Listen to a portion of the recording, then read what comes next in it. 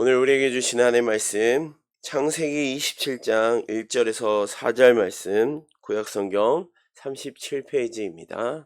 이삭이 나이가 많아 눈이 어두워 잘 보지 못하더니 맏아들 에서를 불러 이르되 내 아들아 하매 그가 이르되 내가 여기 있나이다 하니 이삭이 이르되 내가 이제 늙어 어느 날 죽을지 알지 못하니 그런즉 네 기구 곧 화살통과 활을 가지고 들에 가서 나를 위하여 사냥하여 내가 즐기는 별미를 만들어 내게로 가져와서 먹게 하여 내가 죽기 전에 내 마음껏 내게 축복하게 하라.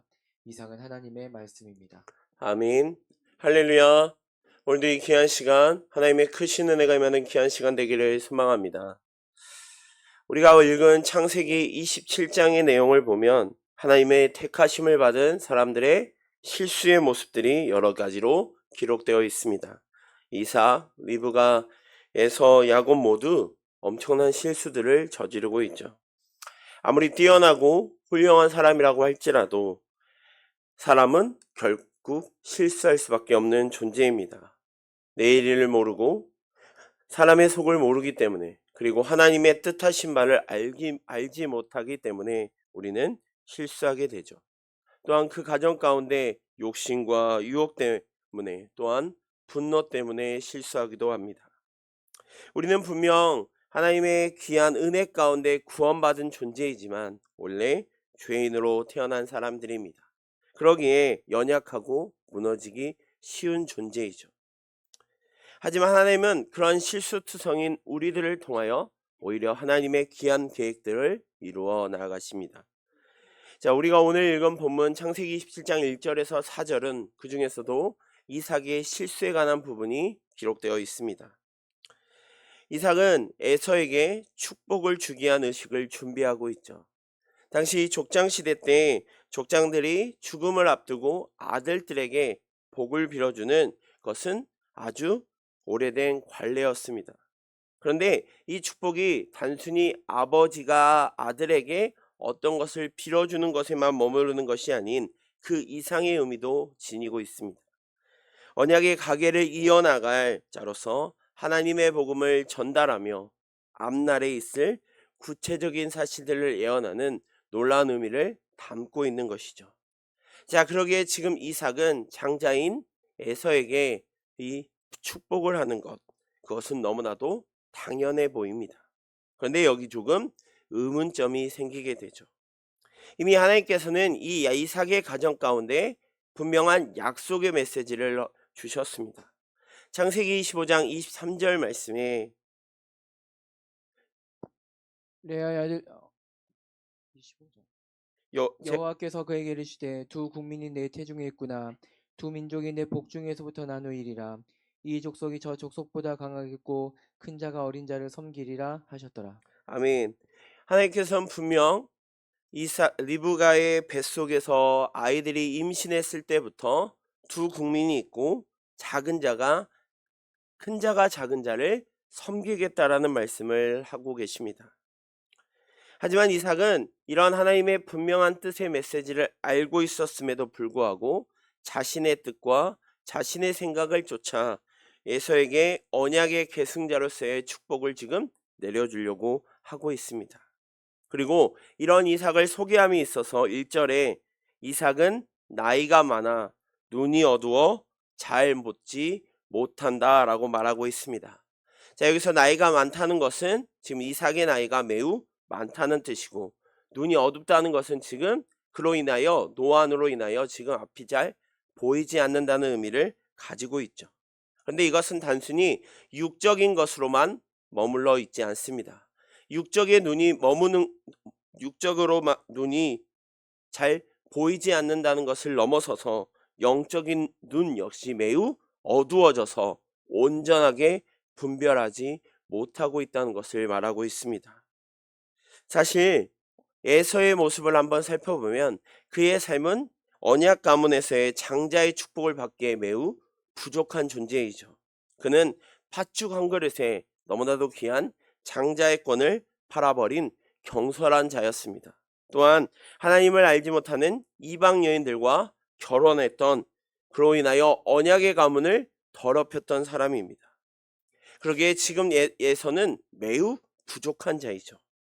이삭은 나이가 들어 육신적인 눈이 어두워짐과 동시에 영적인 눈 역시 지금 어두워져서 하나님께서 주신 분명한 뜻을 망각하는 실수를 통하여 지금 그 실수에서 머무는 것이 아니라 지금 온 집안을 파국으로 몰고 있는 것입니다.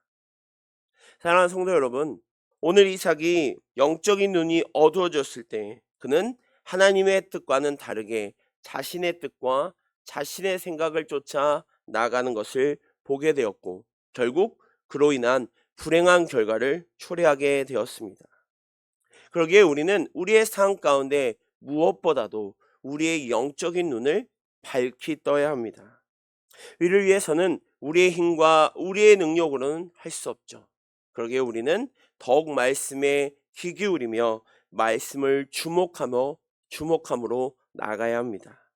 그리고 그 말씀 가운데 우리에게 주시는 하나님의 놀라운 은혜를 기억하며 성령님과의 깊은 교제를 나눔을 통하여 하나님의 인도를 받으며 나아갈 때 우리는 영적인 눈이 밝게 떠질 줄 믿습니다.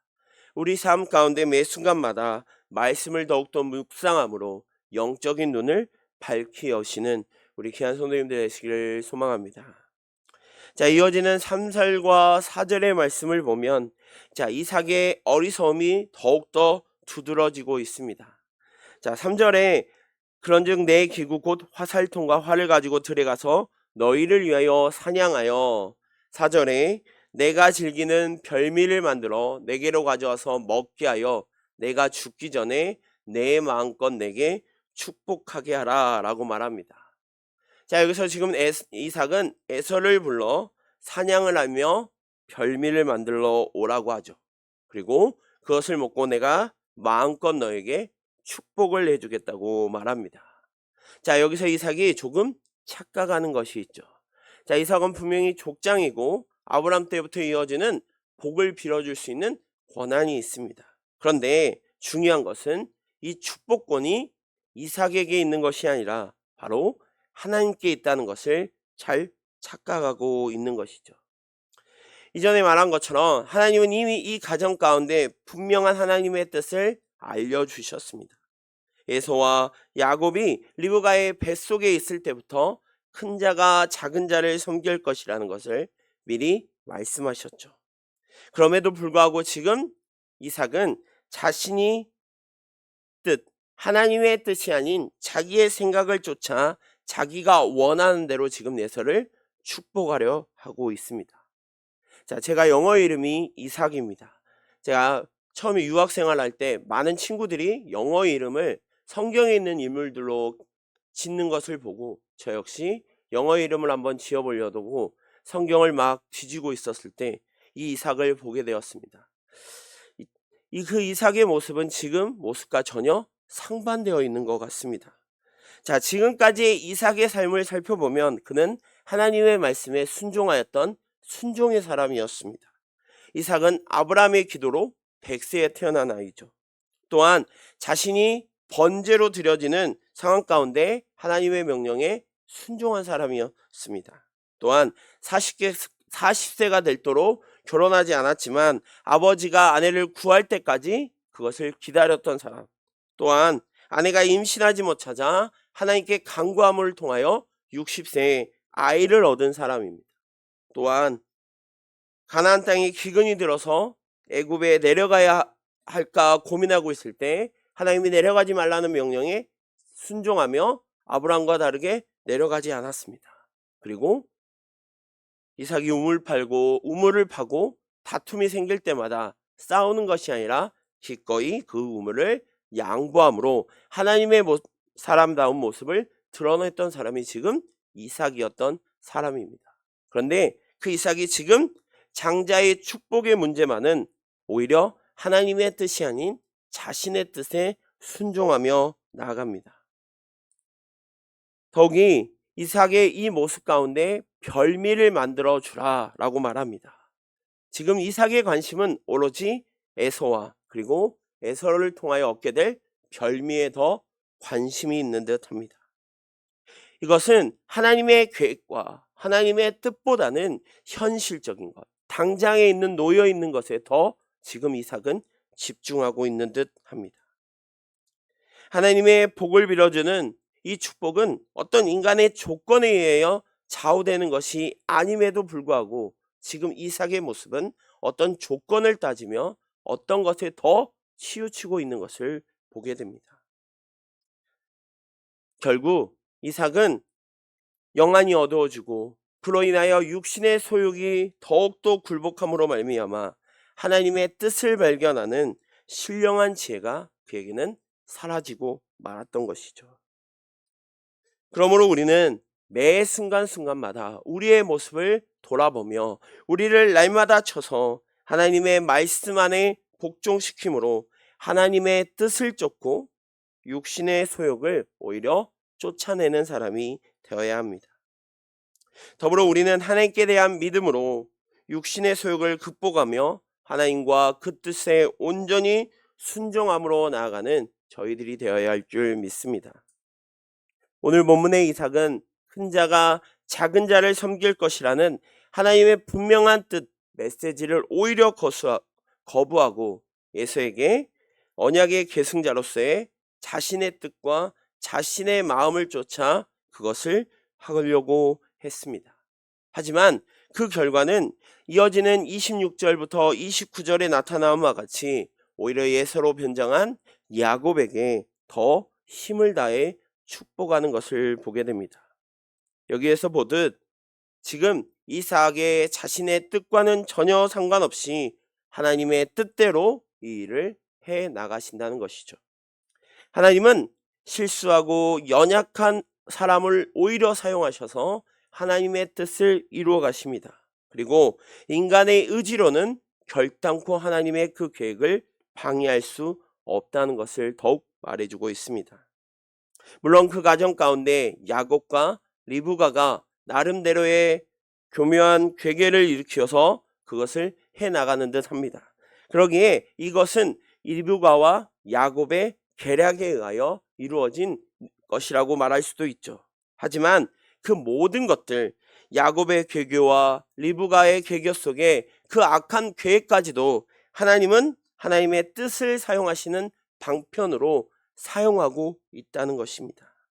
그러기에 우리는 그 어떤 상황 가운데서도 일하시는 그 하나님의 계획을 온전히 이루며 나아가길 소망합니다.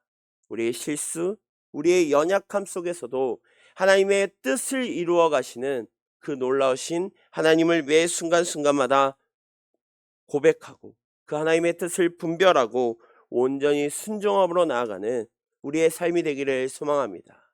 하나님은 우리의 모습 가운데 우리의 생각과 우리의 뜻이 더욱 나타나는 것을 원하시는 것이 아니라 매 순간순간마다 실수하고 연약하고 부족한다 할지라도 하나님의 말씀을 가슴 깊이 새기고 묵상하며 그 말씀에 쫓아 나아가는 우리들을 더 원하실 줄 믿습니다. 그 하나님을 매 순간 고백하며 특별히 오늘 하루 그렇게 나아가는 우리 귀한 성도 되시기를 간절히 소망합니다. 기도하겠습니다.